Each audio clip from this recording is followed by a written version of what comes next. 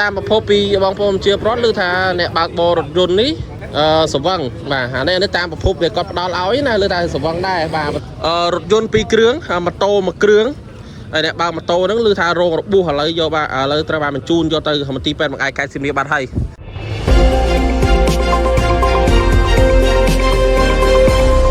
បាទក៏សូមអញ្ញាតលំអរកាយគ្រប់នឹងជម្រាបសួរប្រិមិត្តបាទដែលនិយមគាំទ្ររកការផ្សាយចេញពីអង្គភាពបណ្ដាញនិងសារព័ត៌មានទីញូជាទីគ្រប់នឹងទីរាប់អានប្រិមិត្តដល់គណៈវេលាថ្មនេះផងដែរគឺម៉ោង7:45នាទីបាទត្រូវថ្ងៃអង្គារទី25ខែវិច្ឆិកាឆ្នាំ2025ព័ត៌មានបឋមករណីគ្រោះថ្នាក់ចរាចរណ៍រថយន្ត2គ្រឿងម៉ូតូ1គ្រឿងហើយអ្នកបើកម៉ូតូហ្នឹងឮថារងរបួសឥឡូវយកបាទឥឡូវត្រូវបានបញ្ជូនយកទៅមន្ទីរពេទ្យបង្អែកខេត្តសៀមរាបបាត់ហើយសូមបញ្ជាក់ផងដែរទីតាំងកន្លែងការហេតុផ្ដាច់ស្ទើរតាមបណ្ដោយផ្លូវ30យើងឯងបាទឥឡូវខាងកម្លាំងជំនាញបាទចរាចរណ៍ផ្លូវគោកក៏បានចុះមកដល់នឹងទីតាំងកន្លែងកាត់ហេតុមកវាស់វែងជុំវិញនឹងករណីគ្រោះថ្នាក់ចរាចរណ៍ខាងលើនេះផងដែរបាទហើយប្រិមិត្តហើយរថយន្តនេះផងដែរម៉ាកបើតាមយើងមើលអក្សរនៅខាងក្រោយនេះបាទកូរ៉ូណាណាប្រិមិត្តបាទនេះកុំឲ្យខ្ញុំទៅនិយាយបាទកុំឲ្យថាវែងម៉ាក់ឡាននេះម៉ាក់កូរ៉ូណាបាទខ្ញុំអានតាមអក្សរទេបាទនេះកូរ៉ូណាច្បាស់ចេះបងបាទឥឡូវខាងកម្លាំងជំនាញ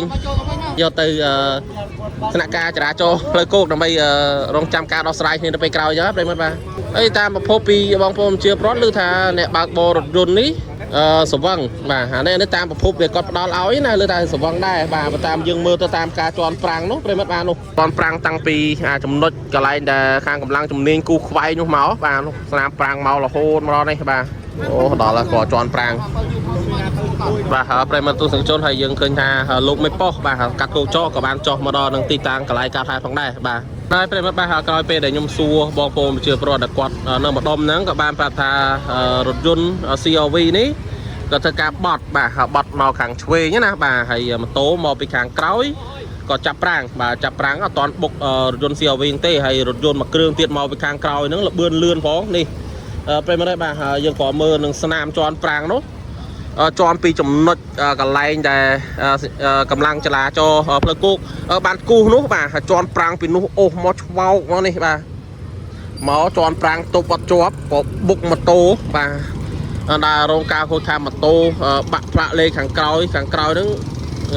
យើងសំណំដែរពេលមកđâyបាទហើយម៉ូតូហ្នឹងក៏រុលទៅបុកនឹងរថយន្ត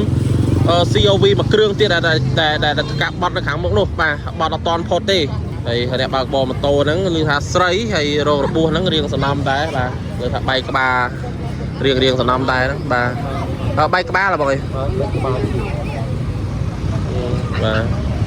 ឥឡូវត្រូវបានយកទៅមន្ទីរពេទ្យបង្អែកខេត្តសៀមរាបបាត់ហើយបាទហ្នឹងហើយជូនជាព័ត៌មានបឋមប៉ុណ្ណឹងហើយខ្ញុំសូមបញ្ចប់ត្រឹមប៉ុណ្ណេះបាទរកកំណត់គោលមិនសិនតែខ្ញុំនិយាយទៅបាទ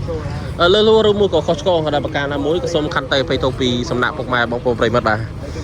គណៈវេលាថ្មនេះផ្ដាច់បាទសំណាងកំពុងតែផ្សាយចេញពីអង្គភាពបណ្ដាញនិងសារព័ត៌មាន T News បាទក៏សូមអរគុណនិងសូមគោរពលាសារព័ត៌មាន T News ផ្សព្វផ្សាយព័ត៌មានប្រកបដោយវិជ្ជាជីវៈប្លែកលឿនច្បាស់ទុកចិត្តបានទាំងព័ត៌មានជាតិព័ត៌មានសន្តិសុខសង្គមនិងព្រឹត្តិការណ៍សំខាន់ជុំវិញពិភពលោកសូមប្រិយមិត្តជួយចុច Follow Page សារព័ត៌មាន T News ដើម្បីទទួលបានព័ត៌មានថ្មីទាន់ហេតុការណ៍ប្រចាំថ្ងៃដែលកើតមាននៅក្នុងមូលដ្ឋានខេត្តសៀមរាប